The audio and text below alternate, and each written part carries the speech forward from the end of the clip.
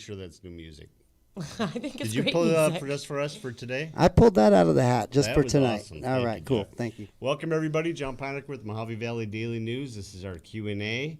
I have Carey Faring with me today. Hello. How are you? I'm good. How are you? Good. We got kind of a lot coming up, right? I The do. next My gosh. 2 weeks. Busy. So we got a pile of things that we're going to be talking to Carey about. We also, of course, on Q&A are taking your questions. We are up on YouTube, Jeff. Yes, we are. We sure are. So on YouTube, you can put your questions in. You can put them here on our Facebook page. You can send them by, you can put them on your Twitch channel. No, you can't put them on the Twitch channel. We can't get that. But we got a bunch of things we're going to talk about. Let's, first of all, I'm going to go over what I have for you. Oh, my God. And he brought a paper. That's not good. Do my homework on you, Faring. Okay. Well, first thing I need to let you know, in full disclosure, Carey works here at the Mojave Valley Daily News, right over there. Yep. And you are digital advertising sales. Yep. And print. Yep. I do it all. I'm a jack of all trades. She does it all. So she works here. Also, you are a member of Rotary. I am a member of Rotary. That's the afternoon Bullhead The City afternoon Rotary club. Yep. We meet every Thursday at 12 at Chaparral, This and is we'd not love a to have you commercial. as a guest. Or you could come to the Kiwanis Club on Wednesdays if that's better for you. Or you could do both. She is also part of the Gary Keith Park Committee, Yes. 6 years and going strong. and we'll talk a little bit more about that. They have kind of a big thing coming up here quickly. Yes. She is also, is this right? You're part of the Crushed School Board? I did Yes. not know. Nobody told me that. Yeah. She is part of the Crushed School Board. So there's been a lot of crushed news lately, so we're going to discuss some of that. Like I said, we'll take your questions if you have questions about some of the things that have gone on. You've been there since like October or so, September, something like that? God, it flies by, but August was my first meeting. August. Yes. So let's start out with the first thing. Oh, there's Brenda. Our first thing is the most urgent one, and that is White Night in the Park. Okay.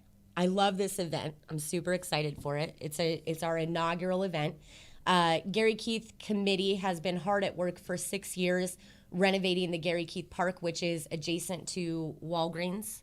What Right are my across the cross street. sections Yep, there? yeah. And so 6 years ago, Olivia McCormick came to the Park and Recs Commission, and I sat on the board there, and she pitched this idea, and I had to be a part of it. So we started 6 years ago.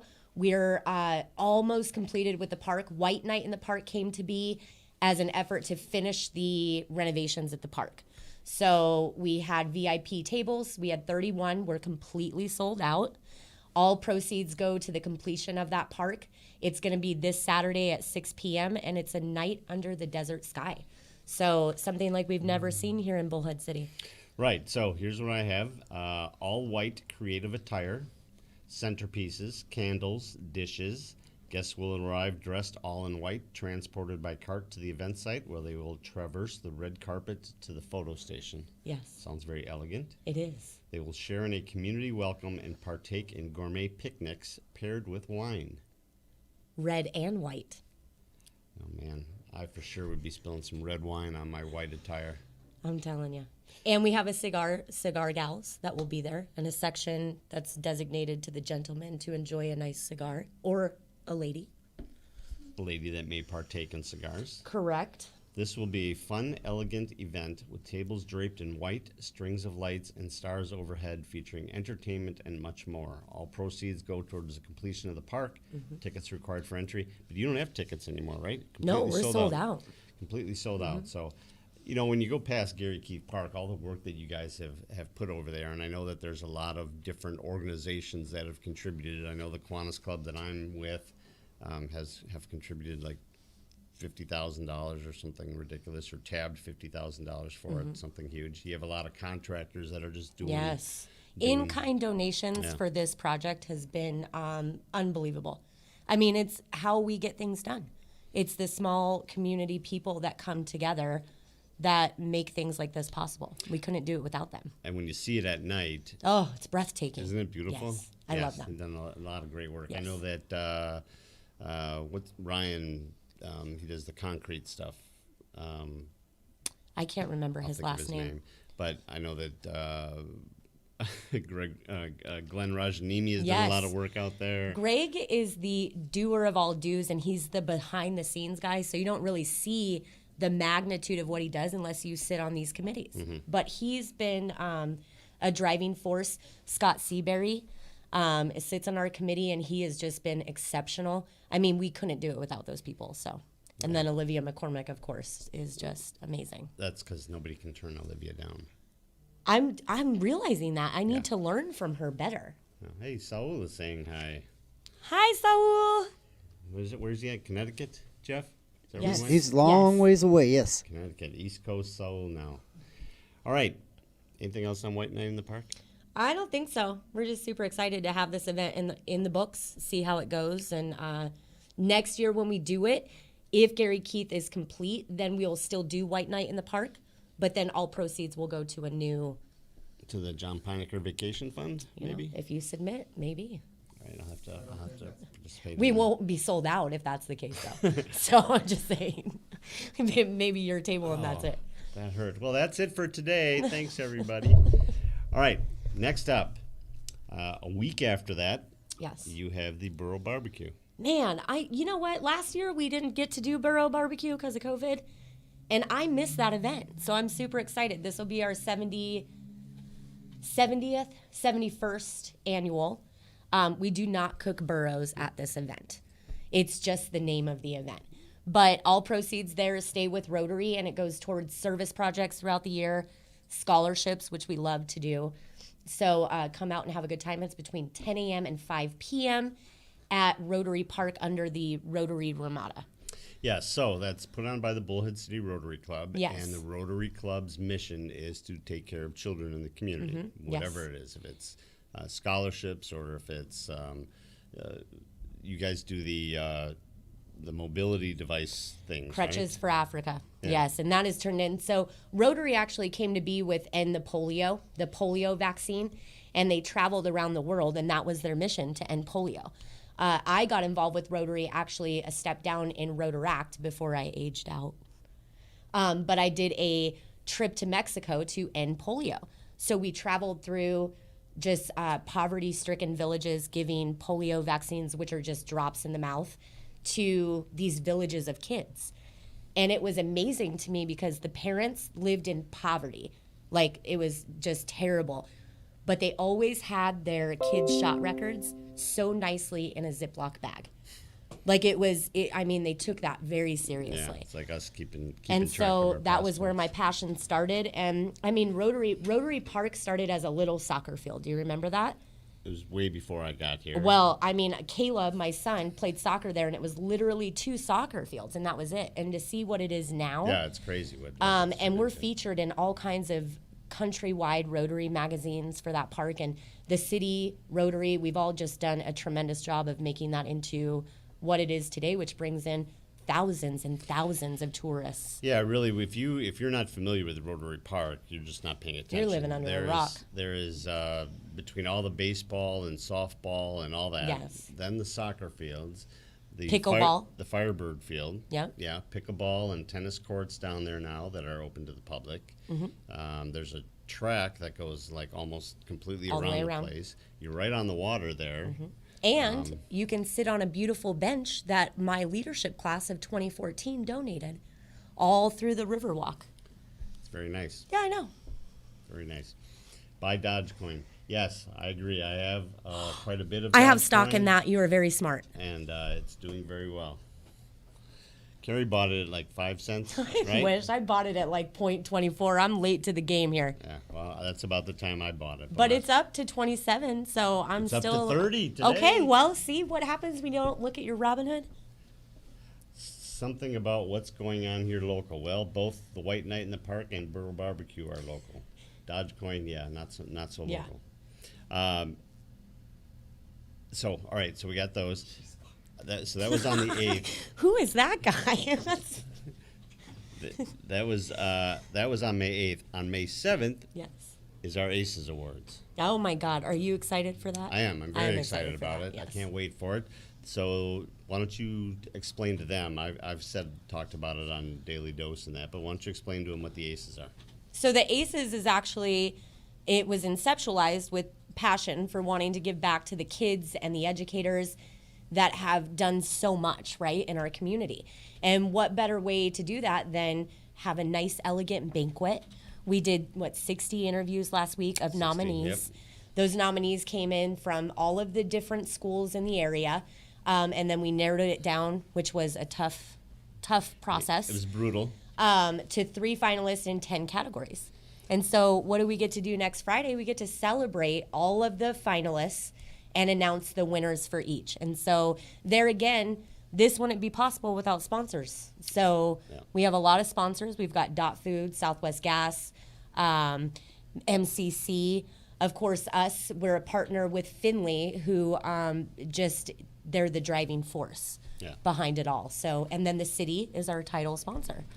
So we've got some really good names in the mix, and I just look forward to seeing everybody dressed up, celebrating everybody, and announcing the winners.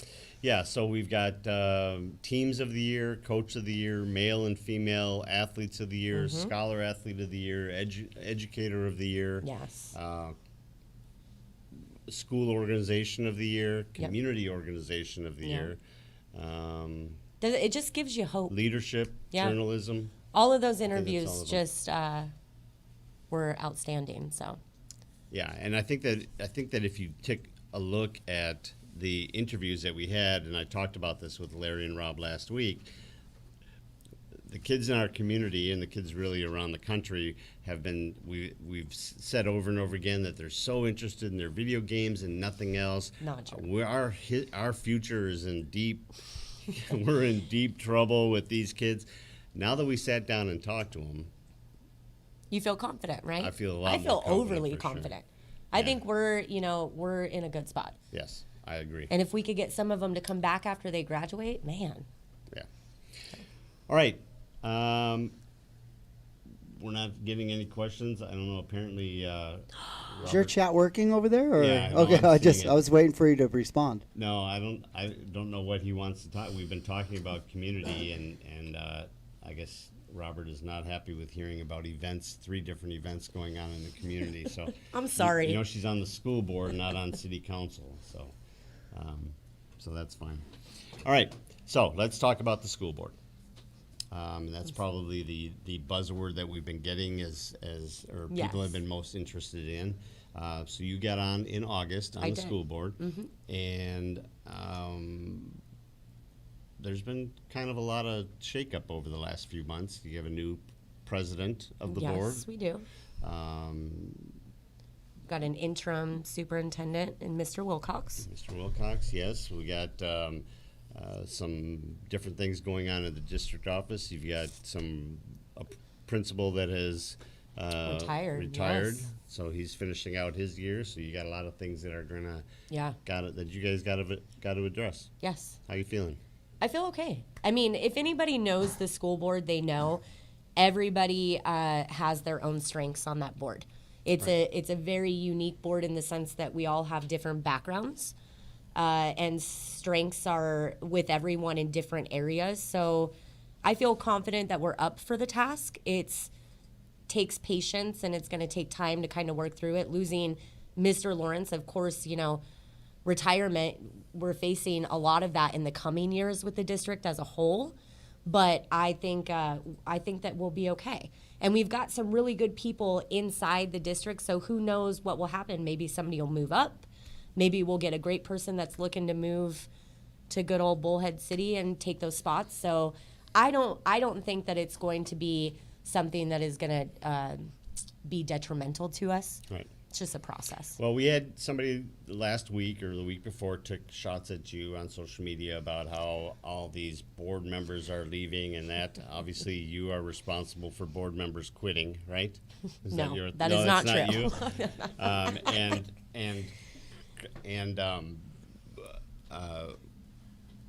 Principals retiring, that obviously you forced them out.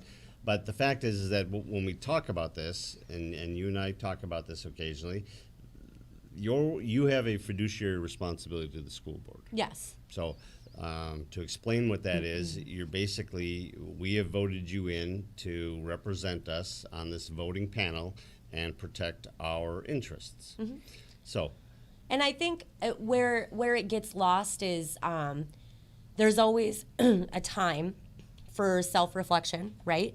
And you're only as good as you're willing to be. There's always room to learn and grow, and I am in the learning, growing process of this board. And so sometimes my delivery might not be the best, but my heart's in the right place, and that is something that I can work on. I'll never stop asking questions because of that exact statement. I have a fiduciary responsibility to this district. It gets tricky when,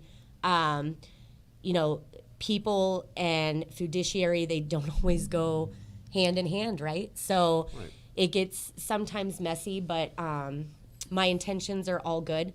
My questions are just to seek facts and to make sure that we are headed down a path of retention, transparency, and all of those things that would make it appealing for somebody to come here.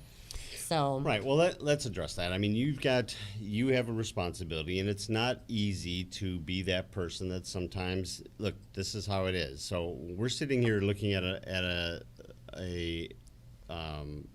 you're looking at the finances for the school district. correct. And you and Dr. Cardone and Lori Crampton and Ashley and Artie Loxman, you guys have to look at it and go, all right, we got to make some tough decisions on this.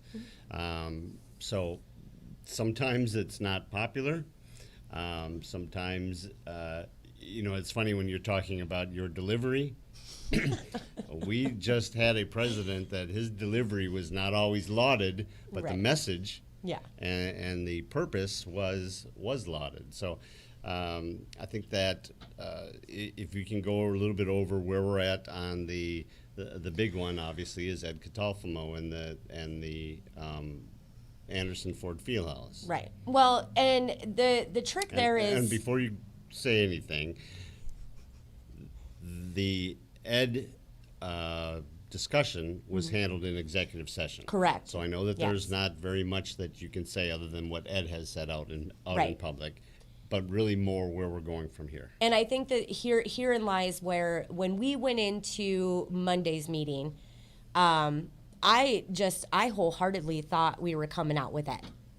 My personal feeling was we were going in there, and that I was coming out with Ed. And then whatever transpired. And when we stepped out, there wasn't a motion made by anybody. And so it was just, that was where we landed. And then a special meeting was called by our president for Thursday because there was some confusion about Monday's events, right? So to clear the air and for transparency purposes, we called that special meeting. In the special meeting, it got very intense and passionate, and I appreciate everybody that came to speak their mind, and I got to speak my mind because before I did my vote, I gave a very heartfelt statement, and it was, in a nutshell, there are just facts that the public will never have, right? Right. But you have to trust the process. And if you trust the process, then it's gonna work out okay. Just because one side thinks it should work out a certain way and the other side thinks it should work out one way, there's somewhere in the middle that works out for both, right? But we have to be able to get there. And so I was so thankful because Thursday was a mess and I did take a lot of backlash for it, but it was humbling and it gave me time to reflect. And I did some soul searching, and I was thankful for this past Monday board meeting. Ed Katafamo was actually the first person up to call the public, and he expressed interest in the job still, and that he would be wanting to come back to the table. And so I actually am the one that pushed at the end of the meeting to have that on our next agenda, because just because the contract wasn't renewed for Ed doesn't mean that I was a no for Ed. And you have to understand the difference, right? Right, and I think that's where a lot of the confusion is out there. It's people either hear it from somebody else or they half read the story or get worked up about it and just think that the school board fired Ed Catalfamo. Well, that wasn't the case. I likened it to my football team not renewing the contract for my favorite football player. I want him there. If it doesn't make financial sense to do it at the contract price that he wants, then we're just, it's a problem. So I'm glad that Amber Bixenman, great job, Carey. Thanks, Amber. And all you do for our community. Has the Daily News reinstated the TV guide in the Sunday paper? No. Mike? Mr. Boyd? Somebody's asking if the Daily News has reinstated the TV guide. I know you were working on it. We have not reinstated the TV guide in the Sunday paper, but I can give you a little tease. We are working on getting TV listings back into the paper in some form. So stay tuned for more news on that. Breaking news. I know. I was just going to say. Should I read our news. breaking news sponsor? That might be breaking news. Yeah, I think that is breaking news. Yeah, I don't have all the details right now, but it is something we are working on, and hopefully we will be able to make that announcement in the not too distant future. So stay tuned on the TV listings.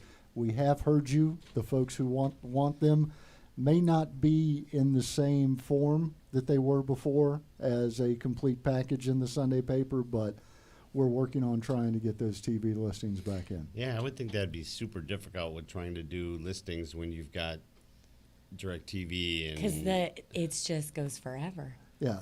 Well, and it probably is not going to be a complete listing of every single show that is available every second of every day. So, trying to just get out there in front of the questions of why don't you have everything? We're probably not going to be able to include everything. Good. Okay, well, we're not really getting. Did you get any questions over there, Jeff, on YouTube? No, we don't have Man, any this is questions so on easy. YouTube. You do Oh, this wait, hold on. Oh, What's the biggest animal you could take with your bare hands? Somebody said. What the?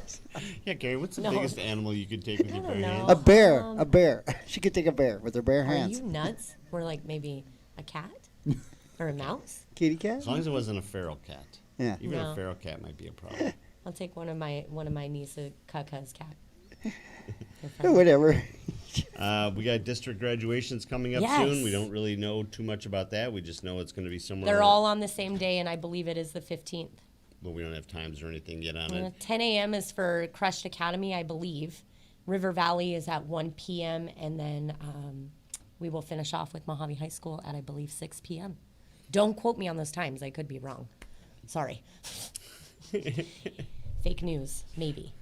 And then we also have, we could talk about your mask policy over at the school district and why. Let me just start with this. Dr. Cardone made a motion to remove the mask policy. It didn't get a second, so it was never voted on. So the policy that was there stays in place. Yep. It was removed by Governor Ducey, but turned over to the school districts. There's a couple hiccups here. So, we were a 4-person board on Monday. We didn't have, a 5th member to give their input as well. And it was kind of a divided board. Artie and Lori voiced their very firm stance on not wanting to remove it. And I was very transparent in the fact that I was torn with it. I had heard parents' input, but then I had heard teachers' input. And those teachers' input had to do with sped ed kids and had to do with, you can't forget the fact that we're getting ESSER funds. ESSER funds is a COVID relief bill designated to schools. And within the ESSER funds, you have to follow CDC guidelines. So, Colorado River Union High School District kind of is on the blip of the state's radar sometimes. That's not a secret. So if anybody's going to get dinged for not following those guidelines for the ESSER funds, it would be us. So there were a lot of variables that came into play for my own personal thing, but what really threw it over for me was I've tasked Mr. Wilcox with being our interim superintendent. And when he says that he feels that the mask should stay, and he's on campus every day with these kids and these teachers, then I have to heed his advice, right? Recommendations, yeah. And so it's tricky. It's a 50-50 split, I really feel like. And, there again, you're not going to win in the court of public opinion. So Right. And you vote your conscience. And ultimately, there's 7 days left for the seniors and 14 for everybody else. And really, so. and even in the meeting, I had said, let's visit it on May 17th and discuss our summer school and how we move forward. But I know everybody's super eager, and I know one of the hardest things for me as a mother was last year when Caleb was at graduation, and he couldn't take his mask off. He only got 2 people to go to his graduation. I think that this year's students are blessed in the sense that the board did release that so that they can have 100% capacity, which means these kids can have their parents, their grandparents, and whoever they want to attend their graduation. But we're still in the fight, right? And so it's a process, and I just feel with 14 days and the recommendation of the interim superintendent, you've just got to take those things into consideration. And that's where I fell in the whole process, and that's why I didn't, that's where I was. And that's really what it comes down to. And David Abeda said, glad you're smiling through this, some comments out of line. That's one of the things that people don't maybe understand is that whenever you have one of these, whenever you're in a position like this, and I had the same thing over at the chamber, I wasn't voted in, but I took a lot of public comments. Every one of you are going to get beat up by somebody. Yeah. And it's how you handle it from there. Do you advocate your position and go the way the wind blows, or do you do what's right? I think that I appreciate anyway the person that is doing what's right versus listening to the loud minority, which is what it is. So. And that's why I wanted to come on. I'm always in for the questions and the input, and I feel it's important that everybody at least know I'm only one board member, right? I'm one vote out of 5. So at the end of the day, my opinion only carries so much weight. But I do a lot of research in preparation for meetings. I investigate what we're talking about, and I come with knowledge, and I also come with an open mind to gain more knowledge. And I think that that's what makes a good leader. And I can always do better. And I do smile a lot, but that's because that's who I am. So I don't apologize. That's for okay. that. It keeps people thinking when you smile. And it's okay. it's just, I'm very transparent in my answers, and I have nothing to hide. And I know that we're facing some uphill battles, but I do wholeheartedly believe that, I'm up for the task, and I truly believe in my board members too. So we just kind of roll with it. I can tell the people out there that don't know you that you spend a tremendous amount of time digging into things to find out what the facts are rather than just doing the My poor status quo. boyfriend. He's just always mad because I'm always reading something. All right, well, we're going to wrap it up. We're getting pretty close to our time here, so thank you. Thank Carey. you. Thanks for coming in, and thanks for braving any questions that It come actually in. wasn't that bad. No, not at all. So we're going to wrap it up. Thank you, Jeff. Thank you, Nice John, job. Carey. Thank you. We will Mike? see tomorrow at 4 o'clock. We have Valley Voices. We're going to have a couple representatives from MEC talking about the classroom grants and the TWN fiber optic project that they have ongoing, along with a few other things. So tune in and check that out. And don't forget, tomorrow morning at 7:30, every morning at 7:30. Every morning. The Not Daily Daily Dose. Dose. The Daily Yeah, I Dose, got Monday you. through Friday. All right, cool. So, All right, see you guys check it tomorrow. out. Thank you, everyone.